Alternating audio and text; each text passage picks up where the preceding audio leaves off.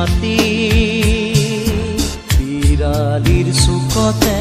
আয়ে কান্দি ৰ'ব বিৰালিৰ চুকতে আয়ে কান্দি ৰ'ব কোনকে নি গ'ল বুলি মোৰ মনাই ঐ কোনকে নি গ'ল বুলি দেহৰ ভৰসা নাই বুজিছানে নাই দেহৰ ভৰসা নাই বুজিছানে নাই আজি হাঁহি আছো ক'বতো নোৱাৰো আজি হাঁহি আছো ক'বতো নোৱাৰো।